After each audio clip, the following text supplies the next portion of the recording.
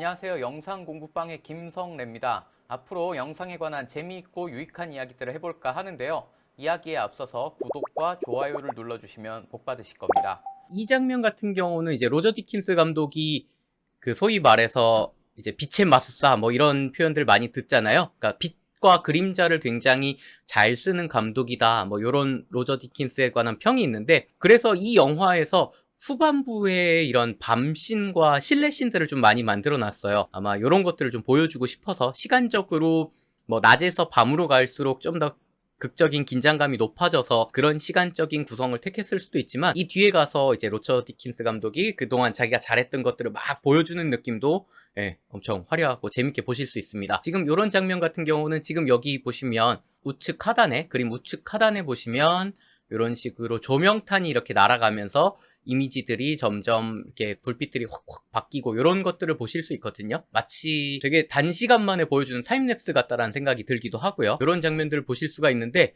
이것도 이제 조명탄을 실제로 쏘면은 뭐 완벽하게 이제 얘네들이 뭐 전부 군사 전문가도 아니고 정확하게 조명탄이 어떻게 날아가야 된다 이런 것들을 만들어내기 어렵잖아요. 그래서 조명탄도 이런 식으로 조명에 달아가지고 쏜 것 같고요. 그것들을 해결하기 위해서 이렇게 사전에 미리 세트를 완벽하게 똑같이 만들어 놓고 이런 조명 테스트 같은 것들을 진행했다고 합니다. 앞서서 제가 거의 애니메이션급의 버금가는 기획 과정을 거쳤구나 뭐 이런 얘기를 했었는데요.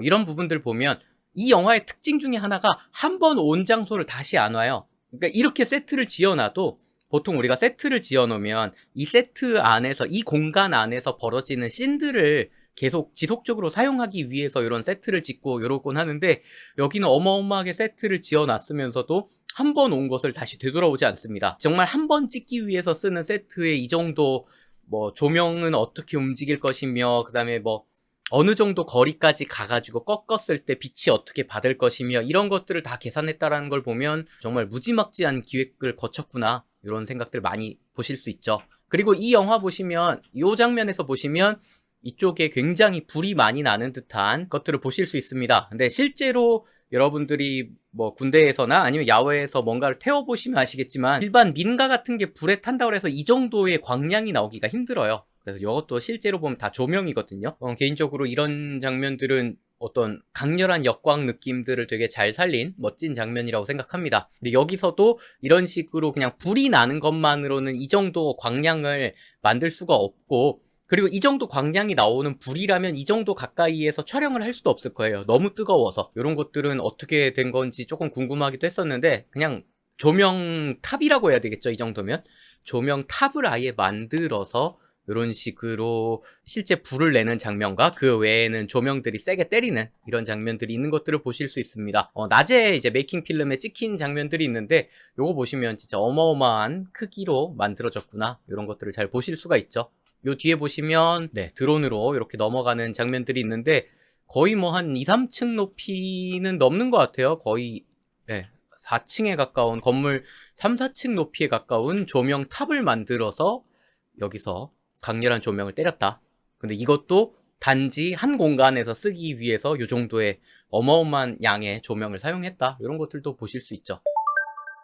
여기서 또 특이한 거는, 이 영화에서 되게 특이할 만한 점이라면 굉장히 복합 무빙을 많이 써요. 그러니까 그냥 쭉 스테디캠 하면 우리가 어떤 배우를 따라가거나 아니면 어떤 공간에서 움직임을 이제 따라가거나 이런 경우가 많은데, 이 영화에서는 그냥 쭉 가다가 갑자기 높이가 높아지거나 아니면 굉장히 카메라가 멀어지거나 이런 되게 복합 무빙을 많이 쓰는데, 저런 장면들은 어떻게 찍었지 하는 생각들이 들거든요. 특히 이런 장면도 그랬습니다. 지금 이 장면들도 뻘밭을 이렇게 걸어서 가다가 카메라가 점점 조금씩 멀어지는 느낌이 나다가 얘네들이 이걸 넘어가요. 가까워져서 넘어간 뒤에, 여기까지 사실 여기를 내려가는 것도 예를 들어 스테디캠이 걸어서라면 못 내려갈 각도죠. 못 내려갈 각도인데, 여기서 심지어는 쭉 빠져서 더 멀어져서 물 위를 타고 이렇게 지나가게 됩니다. 이 장면 같은 경우는 클로즈업부터 소위 말하는 롱샷까지 쭉 빠지게 되거든요. 그것도 거의 날아가는 듯한 무빙을 통해서 가게 되는데, 이 장면 어떻게 찍었을까, 이런 장면 어떻게 찍었을까 궁금했었는데, 메이킹 필름에 비슷한 장면들이 있었습니다. 걸어갈 때는 걸어가요. 따라갑니다. 처음에 따라가다가 이렇게 크레인 위에 얹는 거예요. 이제 짐벌 위에 바를 만들어가지고 이렇게 바를 살짝 여기다 걸어주는 거죠. 이런 식으로 걸어주게 되고요. 걸어준 다음에는 이제 그거를 와이어캠이나 크레인이 받아서 쭉 가게 됩니다. 지금 아까 여기 눕는 장면 있죠? 여기서부터 이제 와이어캠과 크레인의 역할이 중요해지는 것 같아요. 그래서 이렇게 걸어가다가 뒤에서 살짝 걸어주는 것들을 보실 수 있습니다. 그 뒤에는 이제 와이어캠이 쭉 따라가서 밑으로 내려갔다가 쭉 한 바퀴 돌아서 가게 되겠죠.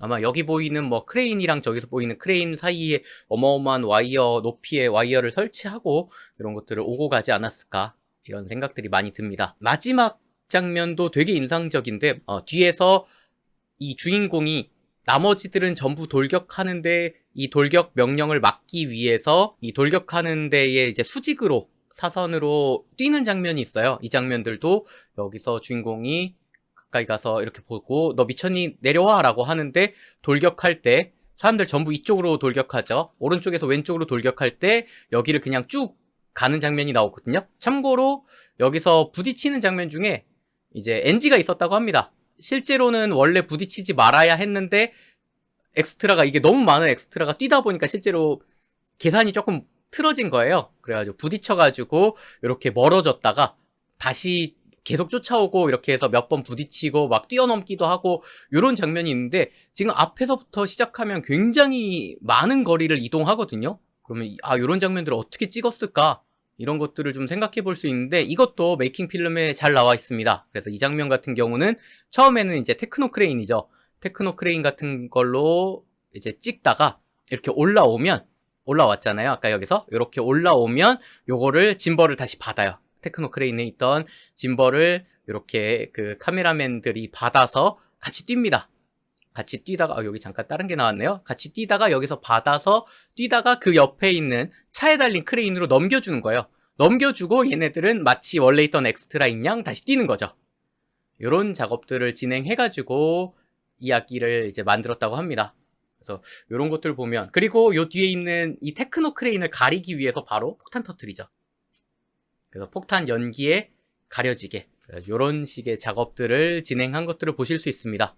이런 거 보면은 보통 작업들이 아니었겠구나, 이런 생각들을 많이 하게 되죠.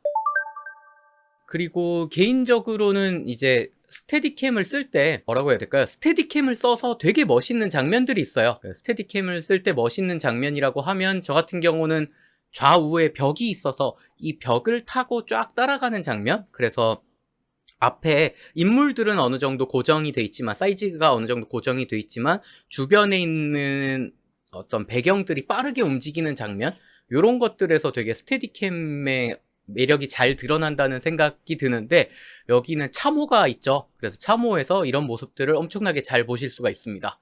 그래서 전체적으로 이미지에서 어떤 배우의 사이즈들은 크게 변하지 않지만 주변에 있는 벽들이 계속 움직이는 것들이 보이기 때문에 이미지가 되게 역동적으로 보이죠. 이런 참호 씬 같은 거에서는 스테디캠이나 짐벌샷의 위력이 되게 극대화되지 않나, 이런 생각들을 해봤고요. 여기서 신기한 거는 연출력이라고 볼 수 있겠죠. 이렇게 처음에 주인공인 이 친구가 먼저 말을 많이 할 때는 앞에다 세워줘요. 그 다음에 이제 주로 말을 해야 되는 사람이 바뀔 때는 되게 자연스럽게 다른 배우들, 엑스트라들이 오면서 이렇게 밀리면서 자리를 되게 자연스럽게 바꿉니다.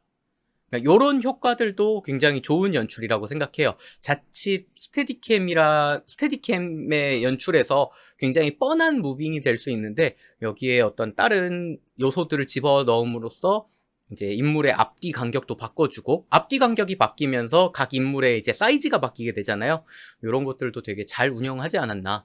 그 다음에 이 영화에서 스테디캠을 인상적으로 썼다라고 하는 것 중에 하나는 시선의 높이이지 않을까 싶습니다. 이 영화가 아예 롱샷이나 풀샷을 보여주는 수준이 아닐 때는 대체로 이 주인공들의 눈높이에 맞춰요.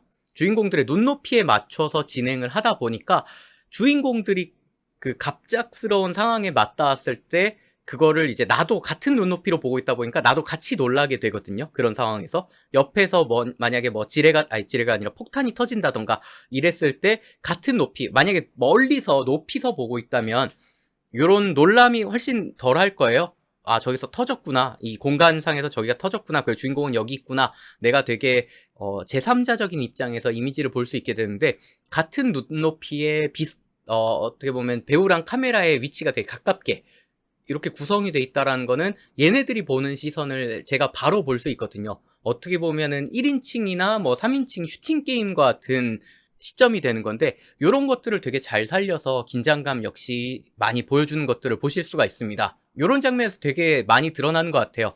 요 위로 아직 이 참호 밖으로 독일군이 있다 없다가 확실히 정해지지 않은 상황이거든요. 예측만 하는 거예요. 그래서 내가 먼저 보고 너도 따라 올라와. 혹시라도 뭐 내가 더 베테랑이니까 총이 날라와도 뭐 내가 더 잘 이거를 대응을 할 수 있을 거야. 이런 비장한 마인드로 올라가는 장면이거든요. 만약에 이거를 되게 높은 장면에서 저쪽이 조금 보이는, 독일군 상황이 조금 보이는 상황에서 이 둘의 모습을 보여줬다면 긴장감이 훨씬 떨어졌겠죠.